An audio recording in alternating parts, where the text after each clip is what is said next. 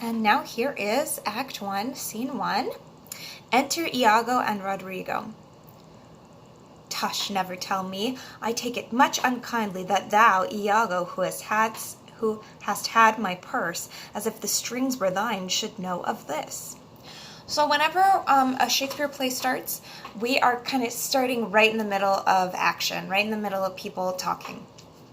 So Rodrigo, when he says, tush, never tell me, my copy says this is a statement of annoyance or disbelief. So he's like, ugh, what are you even talking about? I take it much unkindly that thou, Iago, I take it unkindly, I'm not happy that Iago, and then there's a clause here describing Iago, who hast had my purse as if the strings were thine, should know of this. So that clause suggests that, so Rodrigo has a purse, his money, that's where he keeps his money. Iago's been using the strings as if they were his. So Iago has access to Rodrigo's money, and Rodrigo is irritated with whatever Iago knows. Iago replies, "Splud, but you'll not hear me." And splud is shortened. It means by Christ's blood. So he's kind of swearing and saying, but you're not listening to me. If ever I did dream of such a matter, abhor me. He's saying, like, I didn't dream this up. If I did, then, hate me. But I'm just the messenger, man. And Rodrigo says, thou toldst me thou did hold him in thy hate. So Iago's heard about something. It upsets Rodrigo. And Rodrigo is saying, thou toldst me thou did hold him in thy hate. So whatever happened, someone involved in that, Rodrigo says that Iago told him, hey, I hate that guy. We don't know who it is yet. And Iago says, despise me if I do not. He's saying, yeah, I do hate him. Hate me if I don't hate him. 3 great ones of the city in personal suit to make me his lieutenant, off-capped to him, and by the faith of man, I know my price. I am worth no worse a place. So he's saying 3 great ones of the city, 3 powerful people in the city in personal suit. So like here, suit doesn't mean like something you wear. It means like an attorney's suit. Like you bring a suit, so it's like they have a persuasive argument. So in personal suit to make me his lieutenant. They each, 3 guys, were arguing to him that I should be lieutenant. And we know from looking at the list of characters that Iago is not lieutenant. Iago is Othello's ensign, which is like 3rd in command, not as important as a lieutenant. So the 3 people who were there to make the case for him to be lieutenant, off-capped to him. They took off their caps, so they saluted to him. And by the faith of man, I know my price. And he's saying, I know what I'm worth. I am worth no worse a place. So he's saying, I'm worth just as much as, I'm no worse off than the person who became lieutenant. But he, as loving his own pride and purposes, evades them with a bombast circumstance, horribly stuffed with epithets of war. Non-suits my mediators, for certes, says he, I have already chosen my officer. So he's saying, but he, this person they off-cap to, in, paying attention to his own, in exercising his own pride, ignores them with bombast circumstance, which is like a big, elaborate speech, horribly stuffed with epithets of war. So just chock full of military jargon. He's making this big speech and ignores non-suits my mediators, ignores, denies those guys, those 3 important guys who are going to make me, lieutenant. For certes, and cert means certainly. For certes, says he, so then he says, I have already chosen my officer. So these 3 guys were going to go stick up for Iago. But this person has already chosen the lieutenant. And what was he? So now he's going to describe the officer that got chosen. Forsooth, a great arithmetician, one Michael Cassio, a Florentine, a fellow almost damned in a fair wife, that never set a squadron in the field, nor the division of a battle knows more than a spinster, unless the bookish theoretic, wherein the togaed council can propose as masterly as he. So, forsooth, surely a great arithmetician. And you might think like, oh, he's really good at math. What he's actually saying is that, according to my footnotes, is that he's implying that Cassio's knowledge of war is purely theoretical. So he's saying, certainly just a guy who only knows about war from what he's studied and what he's learned. He doesn't have real world knowledge. One Michael Cassio, a Florentine, and the A there actually means like of or from. So Michael Cassio from Florentine. A fellow almost damned in a fair wife. I didn't get too hung up on that line because in my annotated copy it says obscure. Cassio has not met Bianca and is unmarried, although in Shakespeare's source he is. Perhaps Shakespeare's error, a reference to Cassio as a ladies' man, or an oblique debated anticipation of the main plot. So basically it's just a point where we let that line go, let it go. That never set a squadron in the field, nor the division of a battle knows. So he's never commanded an army. He's never he doesn't know anything about, sending out troops. He doesn't know anything more than a spinster. So that's just a lady in our house. She doesn't know anything. And then he says, unless, and here I think unless means except. I don't think it means quite, because based on the rest of the sentence, unless doesn't make a lot of sense. So I think of it as except, unless the bookish theoretic, except for, book theory, wherein the togaed council can propose as masterly as he. So he's saying where the scholars, he's referring to the togaed council, so like Plato. So where the scholars, he knows just as much as the scholars. But Iago's like, big deal, that's book learning. So, mere prattle without practice is all his scholarship, but he, sir, had the lection, and I, of whom his eyes have seen the proof at Rhodes, at Cyprus, and on other grounds, Christendom and heathen, must be belied and calmed by debtor and creditor. So, mere prattle without practice. Prattle is talking, so he knows words, but not the practice of him. That's all he knows. He only knows words. He doesn't know real life. But he, sir, had the election. So he was appointed to this position. So here he's using antithesis. So he's this guy who only knows book stuff. And now he's going to tell, Iago's going to tell him about himself, of whom his eyes had seen the proof at Rhodes, at Cyprus, and other grounds, Christendom and heathen. So I was at war at Rhodes, at Cyprus, and other places, both Christian and heathen. So I've been in lots of wars. And that's the clause describing him. But what he must do is he must be belied and calmed. So belied means without wind. So this is a boat metaphor. So a sail without wind makes the boat be still and not move. And calmed here also means to be still and not moved by creditor and debtor. So by everyone. This countercaster, he in good time must his lieutenant be, and I, God bless the mark, his moorship's ensign. So my footnotes say that countercaster actually refers to it's a pejorative term for an accountant. So again, he's referring to Cassio only knowing academic stuff.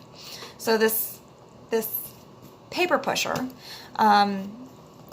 he in good time must his lieutenant be. So he's gonna be the lieutenant, and I, God bless the mark, which means like God help us, bless my heart, and I must be also the ensign, the third in command to his warship.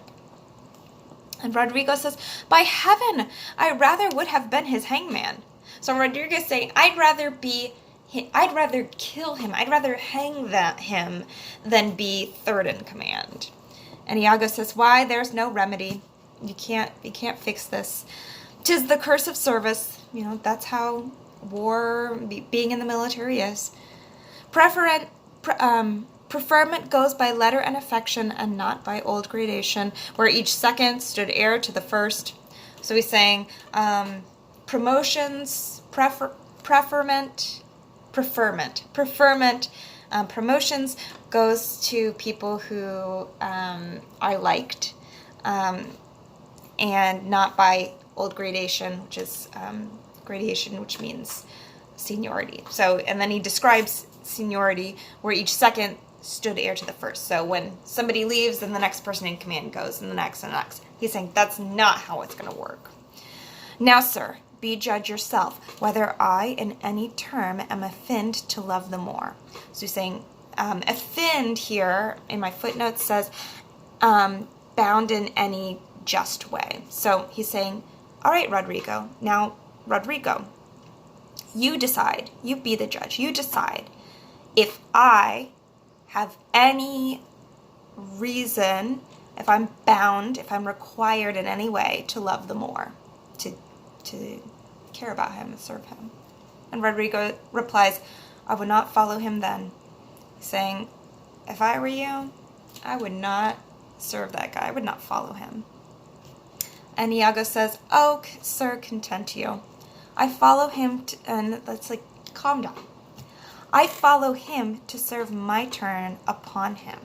So he's saying, I'm going to follow him to serve myself through him. We cannot all be masters, nor all masters cannot be truly followed. So he's saying, not everybody can be the leader, but not all leaders are actually followed, like honestly. When he says truly, I think it means more like honestly or perfectly. So he's not all leaders are followed perfectly. So he's saying like, I'm not gonna follow him perfectly. You shall mark many a duteous and knee-crooking knave, that doting on his own obsequious bondage wears out his time much like his master's ass for naught but provender, and when he's old, cashiered. So he's saying, you shall mark, you see a lot of knee-crooking knaves, so like kneeling, just poor bastards, duteous, kneeling, poor bastards, that serve very dutifully. They dote on their bondage. They do everything for the person they're serving, and they wear themselves out. And the only thing they're working for is provender, which is animal feed. So they're working and wearing themselves out for nothing more than enough food to keep them alive. And when they're old and they're useless, they are fired. They're cashiered. Whip me such honest knaves. And that means the hell with such honest knaves. Others there are, so now we're using antithesis. So we describe these poor, dutiful guys that like end up with nothing. Others there are who, trimmed in forms and visage of duty, keep yet their hearts attending on themselves, and throwing but shows of service on their lords, do well thrive by 'em, and when they have lined their coats, do themselves homage. So, others who, trimmed in forms of and visages of duty. So, trimmed like they're decorated with medals of their duty. Keep yet their hearts attending on themselves. So like when you attend, like if you're attending somebody, you're paying attention to them. They keep their hearts paying attention to themselves, to their own best interest. And throwing but shows of service on their Lord. So they're just performing service. They're making it look like they're serving their lords very much. Do well, thrive by them. They actually profit a lot from them, from pretending to serve them. And when they've lined their coats, so if you have a coat and it's lined, it's like extra nice. So when they've made their fortune, and it's also kind of hidden. So when they've got everything they need, when they've enriched themselves, they do themselves homage. They honor themselves. These fellows have some soul, and such a one I do profess myself. For, sir, it is as sure as you are Rodrigo. Were I the Moor, I would not be Iago. So he's saying, these guys have a lot of guts, and I am one of them. So he's said, hey, this is who I am. And who I am is I'm going to pretend to serve the Moor, but I'm going to make myself rich in the process. And then I'm going to do whatever I want. It is as sure as you are. So just as much as you're Rodrigo, if I were the Moor, I would not mess with Iago. In following him, I follow but myself. So when I'm doing when I'm serving him, I'm actually serving myself. Heaven is my judge, not I for love and duty, but seeming so for my peculiar end. So God will judge me.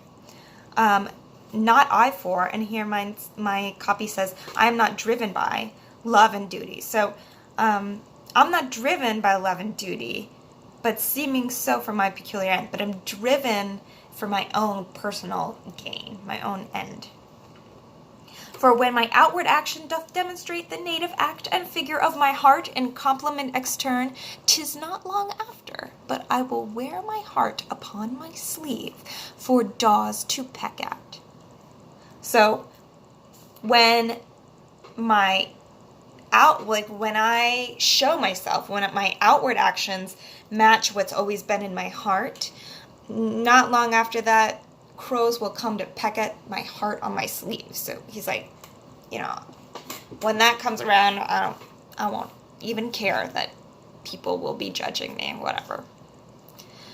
I am not what I am. I'm not what I look like, is what he's saying. I'm going to present this way, but this is not who I really am. Rodrigo replies, what a full fortune does the thick lips owe if he can carry it thus.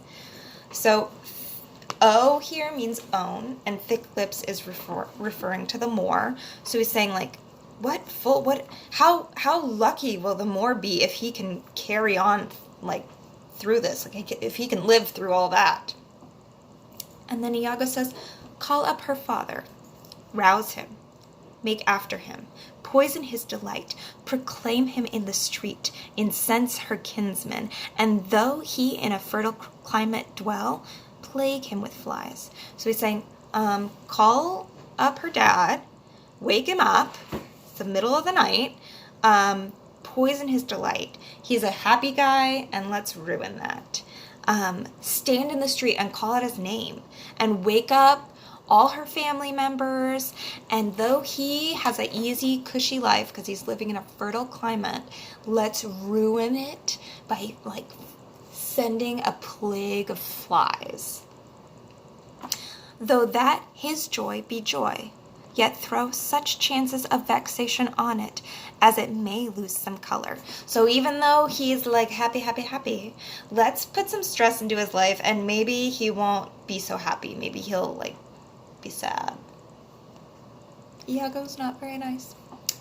Here is her father's house. I'll call aloud. So he's like, oh, hey, we're at his house, so I'll just call out. And Iago replies, do with like timorous accent and dire yell, as when by night and negligence the fire is spied in populous cities. So he's saying, use a tone, the same kind of tone that you would use if you were in a crowded city and you saw a fire. So, like, really alert him. He should be really alarmed. And Rodrigo calls out, "What ho, Brabazio! Signor Brabazio, ho! Awake, what ho, Brabazio! Thieves, thieves, thieves! Look to your house, your daughter, and your bags! Thieves, thieves!" So they're calling out and saying, "Hey, somebody's robbing you! Wake up!" And that is the first French scene of Othello, Act 1, Scene 1. So now that we've kind of covered that, I encourage you to go back and read through it and kind of try to let the words wash over you. Now that you kind of have the meaning, let the words wash over you and see if it's any easier.